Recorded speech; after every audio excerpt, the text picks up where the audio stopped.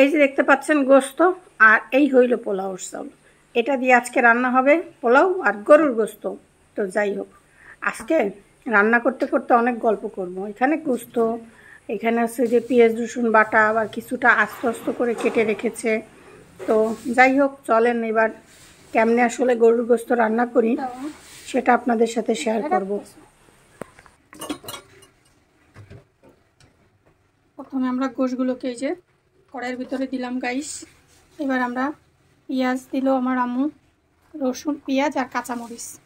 শুকনো মরিচ দিয়ে রান্না করবো না।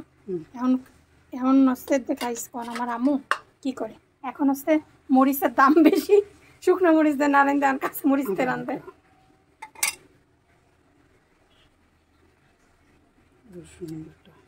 আস্ত রসুন দিবা না?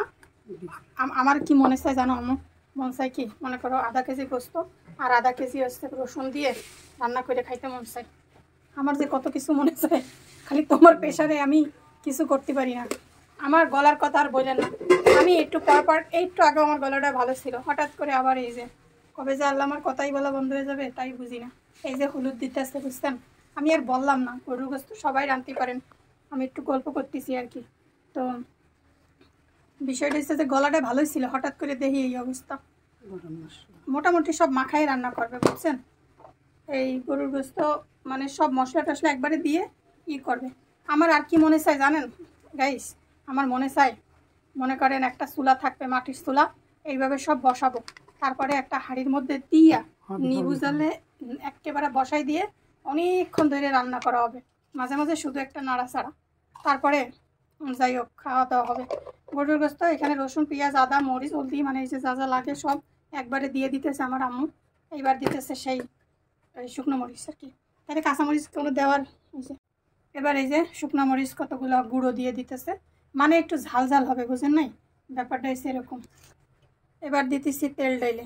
আরে আর বললেন না, আমাকে বাসায় রান্নাঘর এত ছোট যে জায়গায় আমার আর আম্মুরে ধরে না। আসলে জীবনে যা করেন আর তা করেন, ঘর বানানির আগে মিস্ত্রির কোনো কথা শুনবেন না। আর নাইলে এই যে বলে না যে মানে বলবেন যে 10-12 সাইজের একটা রান্নাঘর বানাই দেন, মানে একটা রুমের সমান। বেটি মানুষের সবচেয়ে বেশি টাইম কাটে রান্নাঘরে। এই রান্নাঘর যদি সুন্দর না হয়, এই রান্নাঘরে যদি জায়গা না থাকে, এর মতো দুঃখ পৃথিবীতে সত্যি আর কিছু নাই। কি আর বলবো, কিছু বলার নেই।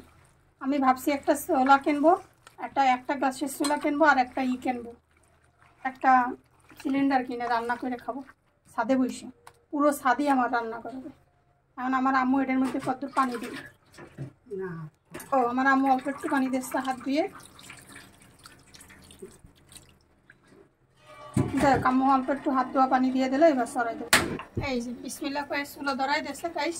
এখন আমি আজকে খাইনি কেন জানেন, কথা বলতেছি, আমি এখনো সকালেরটা কিছু খাই নাই। কারণ কি জানেন, এই কন্যে এই গোস্ত হবে, তারপরে আমার আম্মু রুটি বানাইছে, দেখাইতেছি, তারা রুটি বানাই রাখছে, রুটি দিয়ে আমি খাবো।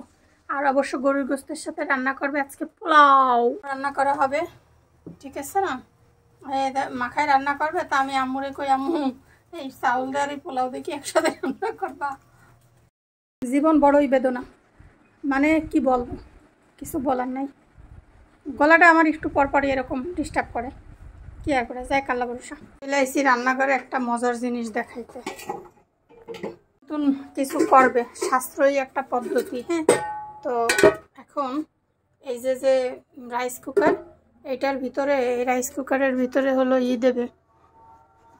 এবার দেখেন এই যে গরম হয়ে গেছে, কম এইটুকু সময়ের ভিতর গরম হয়ে গেছে। এই রাইস কুকারের ভিতর ঢেলে দিচ্ছে, কেন কম তো রাইস কুকারে ইসে দিয়ে চড়াই দিতেছে, কেন কম তো একটু খরচটা কম হবে আর কি। মানে গরুর গোস্তে তো বেশি লাগে, মানে জাল বেশি লাগে, গ্যাস খরচ হয়ে যাবে না, তো এইভাবে দাও। এবার ডাইকে রেখে দেবে, হয়ে গেলে তারপর আবার কড়াইতে দেবে। রান্না করার জন্য এই যে আম্মু যে রাইস কুকারে দিয়েছিল, তো একটু উঠায় দেখি কেমন, মাগো গরম লাগে কেন আম্মু, তুলতে পারতেছি না। এই যে হইল অবস্থা, মা গরম। ওই মাইটা কলিজা আমারে কয় তুমি কখন আমাকে খাবা। তো যাই হোক, এখন আমরা আরও কিছু সময় এর মধ্যে থাকবে, এটাতে গোস্তটা একবারে নরম হয়ে যাবে বুঝলেন। আর এই যে হইতেছে পেঁয়াজ বেরেস্তা করছে, কারণ হচ্ছে এই এসে কারণ এই যে পোলাও অলরেডি চড়ানো হয়ে গেছে, চাউলটাকে ভাজা ভাজা করতেছে গাইস।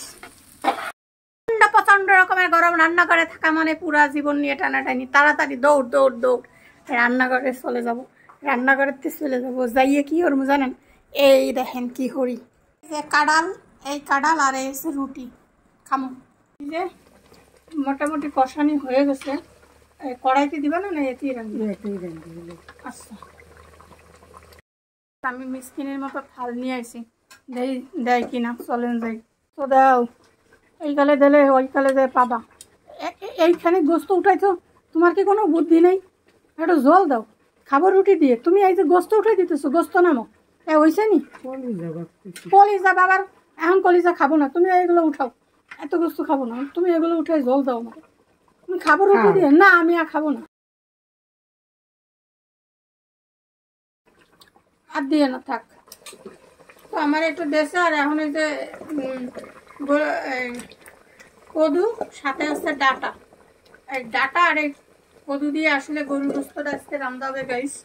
তো এখন আমরা এটা কদুর মধ্যে, মানে কদু আর গরুর গোস্ত দিয়ে, ধুর খালি আউলা জাউলা হয়ে যাচ্ছে, আরে তরকারির নামই মনে থাকে না জীবদ্দশায় আমার।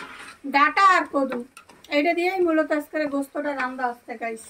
রান্না কষা কষা হয়ে যাবে, এখন দেখতে দেবে কষা কষা হয়ে যাবে, বাদ দিয়ে পোলাও দিয়ে খাইতে হবে।